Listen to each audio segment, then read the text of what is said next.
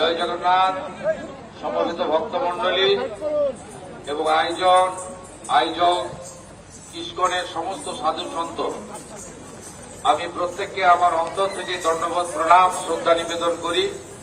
পশ্চিমবঙ্গ সরকারের পক্ষ থেকে এই শুভ পবিত্র রথযাত্রা উপলক্ষে আপামর পশ্চিমবঙ্গবাসীকে আমার পক্ষ থেকে, সরকারের পক্ষ থেকে আন্তরিক অভিনন্দন জ্ঞাপন করি।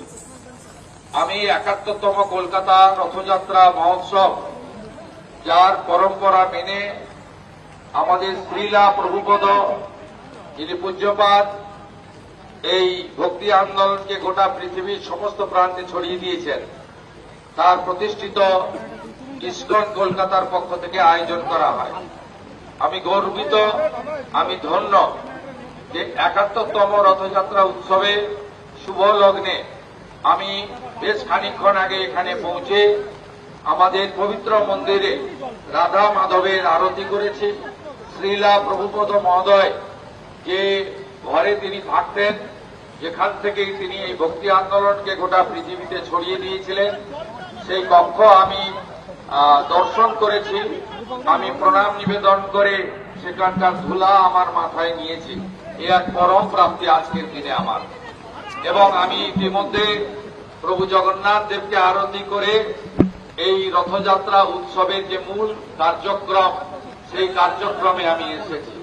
আমি শুধু একটা কথাই বলবো যে ভক্তি আন্দোলন একটা সময় প্রভু শ্রী চৈতন্যদেব শুরু করেছিলেন, যা পরবর্তীকালে শ্রীলা প্রভুপদ গোটা পৃথিবীব্যাপী ছড়িয়ে দিয়েছেন।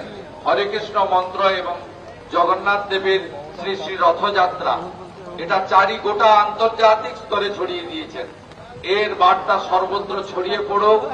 আমরা প্রত্যেকে সাত্বিকতা এবং নিজেদের পবিত্র শুদ্ধ করে আগামী দিনে আমাদের গীতার যে অমোঘ বাণীগুলি গ্রহণ করে সমাজ, পরিবার এবং নিজের ক্ষেত্রে প্রয়োগ করে আমরা সমাজকে, জাতিকে কলুষিত মুক্ত করে সমস্ত আমরা শুভর পক্ষে, অশুভের বিরুদ্ধে আমাদের লড়াই এগিয়ে চলুক, এই প্রার্থনা করব। এবং আপনারা শুনলে খুশি হবেন, ইসকনের সঙ্গে পশ্চিমবঙ্গ সরকার যৌথভাবে কাজ শুরু করেছে। তার প্রাথমিক পরিকল্পনা, অনুমোদন ইত্যাদি হয়েছে।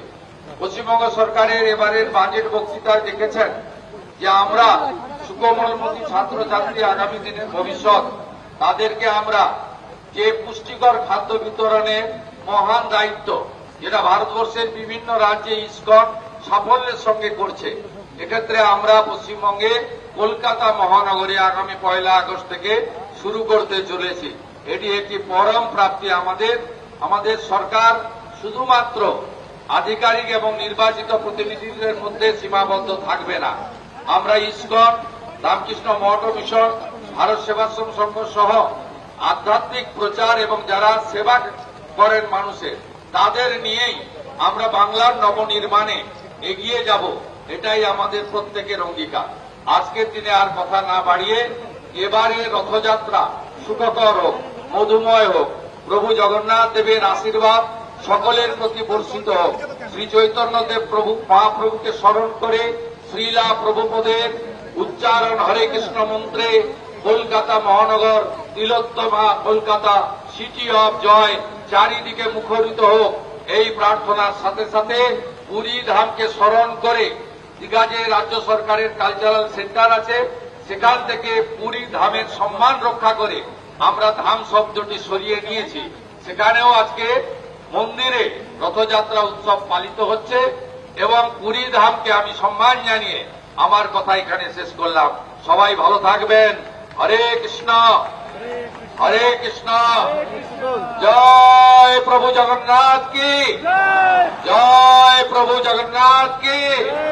কলকাতা রথযাত্রা মহোৎসব কি, কলকাতা রথযাত্রা মহোৎসব কি, কলকাতা রথযাত্রা মহোৎসব কি। একবার সবাই মিলে হরিধ্বনি।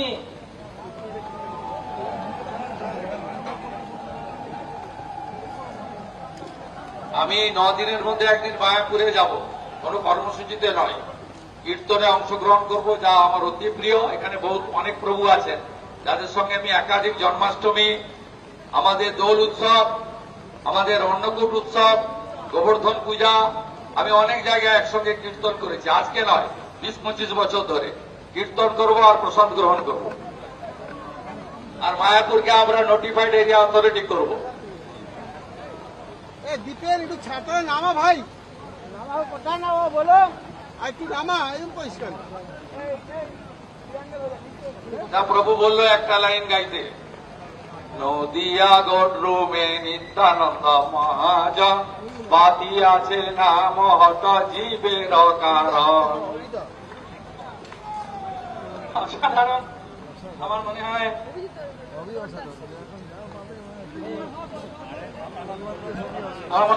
কলকাতার রথযাত্রার একটা ইতিহাস, যে মাননীয় মুখ্যমন্ত্রী শুভেন্দু অধিকারী মহাশয় জগন্নাথ, বলদেব এবং সুভদ্রাকে আশীর্বাদ দেওয়ার জন্য তিনি প্রথমবার গান গিয়ে জগন্নাথের কাছে প্রার্থনা করি তার দীর্ঘ আয়ু এবং সুস্বাস্থ্যের জন্য ভগবানের কাছে প্রার্থনা করি তিনি যাতে